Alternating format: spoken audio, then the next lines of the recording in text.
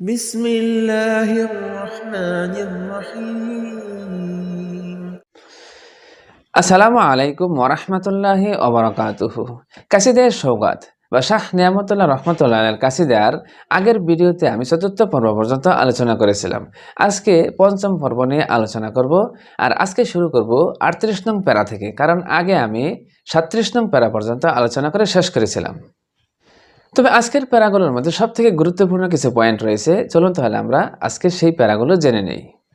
38 নং প্যারাতে বলা হয়েছে, অনুরূপ হবে পতন একটি শহর মুমিনদের, তাহাদের ধন সম্পদ যাবে দখলে হিন্দুদের। 39 নং প্যারাতে বলা হয়েছে, হত্যা ধ্বংসযজ্ঞ সেখানে চালাইবে তারা ভারী, গড়ে গড়ে হবে ঘোর কারবালা ক্রন্দন আহাজারি।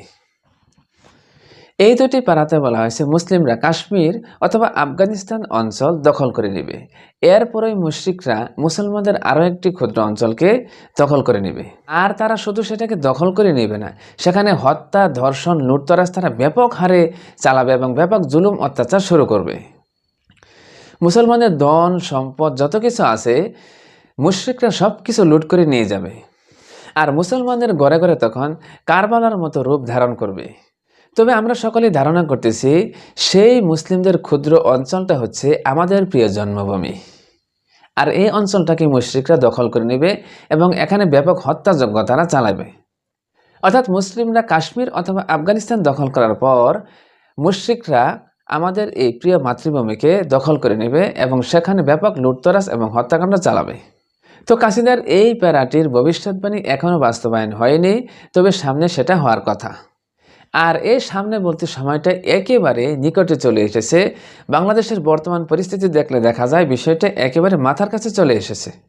তারপর 40 নং প্যারাতে বলা হয়েছে, মুসলিম নেতা অথচ বন্ধু কাফের তলে তলে, মদত করিবে ওরি কেশে এক পাপ চুক্তির ছলে। বর্তমান সময়ে এই উপমহাদেশে এমন ধরনের নেতার অভাব নেই, যারা উপর দিয়ে মুসলিমদের নেতা সেজে বসে আছে আর ভিতরে ভিতরে তারা কাফের মুশরিকদের 1 নম্বর দালাল। সমগ্র ভারত উপমহাদেশের অধিকাংশ মুসলিম নামধারী নেতারা নামে মুসলিম হবে, কিন্তু ভিতরে ভিতরে মুশরিকদের বন্ধু হবে। আর মুসলিমদেরকে ধ্বংস করার জন্য মুশরিকদের সাথে এক গোপন চুক্তি করবে। আর সেই চুক্তি অনুযায়ী কিন্তু বাংলাদেশের উপর তারা আক্রমণ করবে এবং সেখানে তারা ব্যাপক হত্যাযজ্ঞ চালাবে।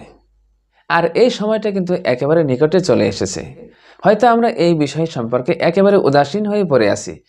আর 41 নং প্যারাতে বলা হয়েছে, প্রথম অক্ষরে থাকিবে শিনের অবস্থান, শেষের অক্ষরে থাকিবে নুন ও বিরাজমান। ঘটিবে তখন এসব ঘটনা মাঝখানে 2 ঈদের, ধিক্কার দিবে বিশ্বের লোক জালিম হিন্দুদের।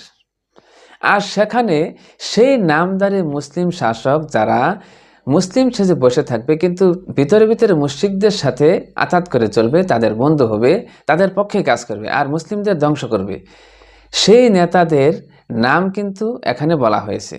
আর সেই নেতাদের নামের প্রথম অক্ষরটা থাকবে শিন এবং শেষের অক্ষর থাকবে নুন। আর বাংলাদেশে এমন 2 জন নেতা আছে, একজন মহিলা একজন পুরুষ, এবং তাদের উভয়ের নামের প্রথম অক্ষর শিন এবং শেষের অক্ষর নুন। আর এরা উভয়জনই কিন্তু মুশরিকদের 1 নম্বর দালাল এবং তাদেরই বন্ধু। এরা শুধু মুসলিমদের নেতা ছিল, কিন্তু ভিতরে ভিতরে এরা মুশরিকদের সাথে আঘাত করে সব কাজ করেছে আর মুসলিমদেরকে হত্যা করেছে। আর এখানে বলা হয়েছে যে যেই ঘটনাটি তারা ঘটাবে, আক্রমণ করবে বাংলাদেশের উপর, এটা ঘটাবে তারা 2 ঈদের মধ্যবর্তী সময়ে। আর এই বিষয়টা কিন্তু খুবই ভাববার বিষয় যে এই ঘটনাটি যখন শুরু হবে তখন আমাদের অবস্থা কি হবে।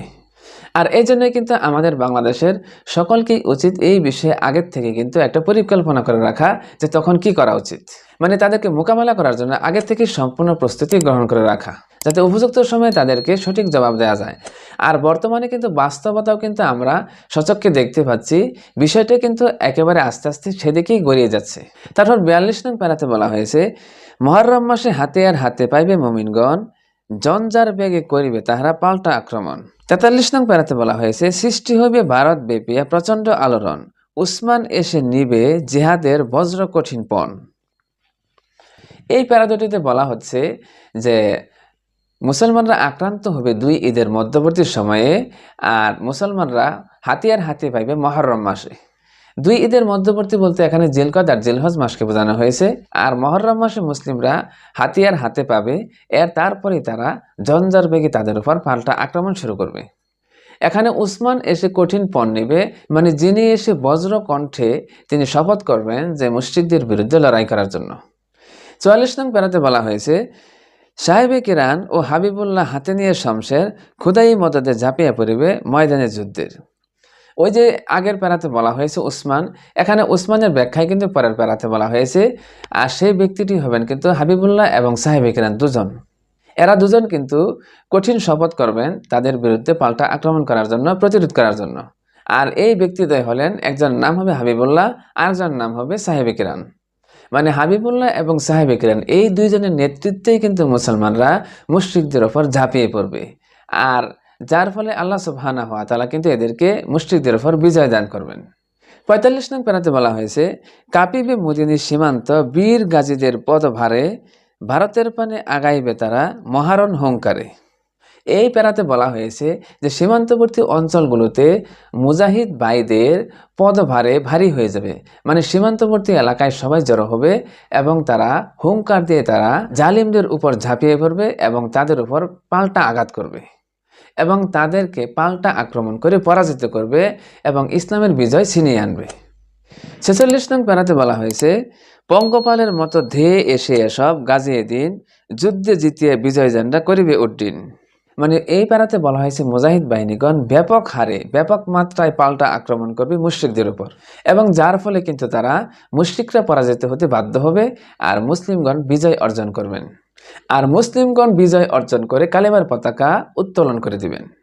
তো প্রিয় দিনী ভাই ও বোনেরা, আজকে এই পর্যন্তই আলোচনা করলাম।